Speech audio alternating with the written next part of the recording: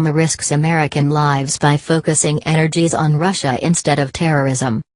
Last week, President Obama made a decision to use the last days of his presidency to make life more difficult for his successor, introducing sanctions against Russia over rumors of Russian hacking of the U.S. election. But observers warn that instead of trying to reignite the Cold War, the U.S. would do better to use its energy to fight terrorism.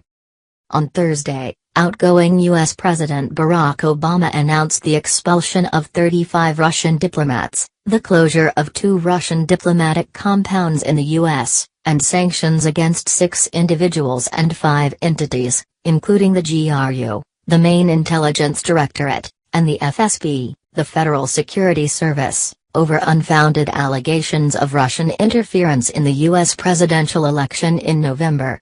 President Obama's parting short at Russia, and presumably at his successor, Donald Trump, who has made promises to improve relations with Moscow, has led to criticism, not just from Russian observers, but from pundits in the mainstream U.S. media, who berated the president for his perceived weakness, and recognized that Russian President Vladimir Putin had outmaneuvered and outplayed Obama when he refused to respond in kind. But critics had other reasons to censure the president. According National Interest magazine contributors Dimitri K. Simes and Paul J. Saunders, President Obama's recent diplomatic maneuvers against Russia and Israel are not just petty politicking, but harm U.S. interests and even risk American lives. For example, Simes and Saunders warned that the fallout over the U.S. abstention in the UN vote against Israeli settlements may nurture false hopes among Palestinians, which would then make the Trump administration's almost inevitable reversals dangerous, fueling new anti-U.S. resentment, terrorist attacks, and American deaths. Obama's actions, they warned, look like a petty effort at personal payback that accomplishes nothing. On the contrary, they threaten U.S. national security. In the case of the sanctions that were initiated over allegations of Russian hacking, the authors suggested that this effort too seemed bizarre. Obama, they recalled, has not presented any evidence, or even any claims, that Moscow affected the outcome of the U.S. presidential election. This suggests that Russia's actions were not that significant. In that case, why not allow investigations to proceed and leave the matter to President Trump and the next Congress?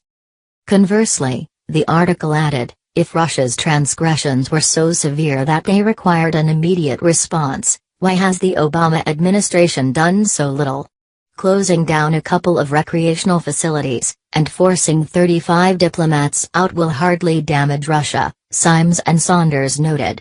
They won't even substantially diminish Russia's intelligence-gathering capabilities in the U.S. over the long term. In fact, the authors noted, all that Obama actually did was use excessively dramatic rhetoric to camouflage a remarkably weak response.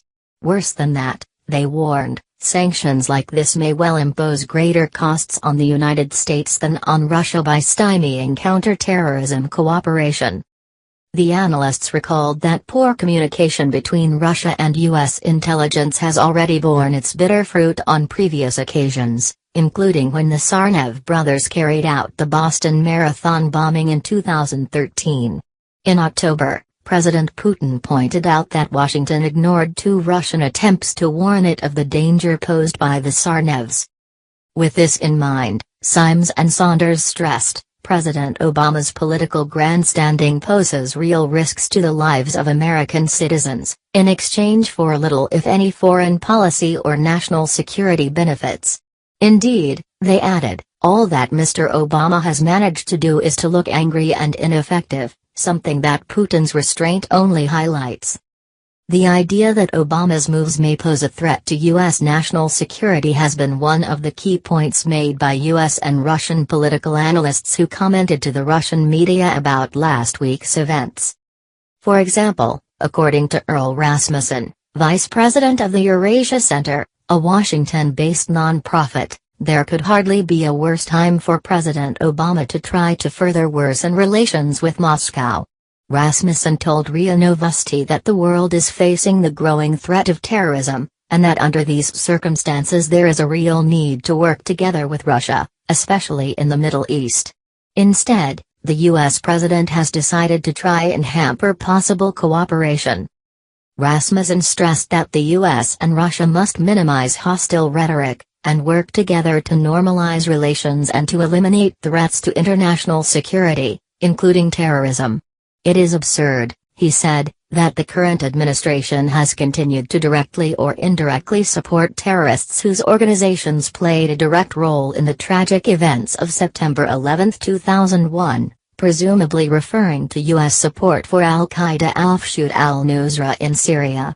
Ultimately, the political analyst noted that he sincerely hopes President-elect Trump can successfully navigate policy minefields and a record of hostile rhetoric left to him by the Obama administration after stepping into office.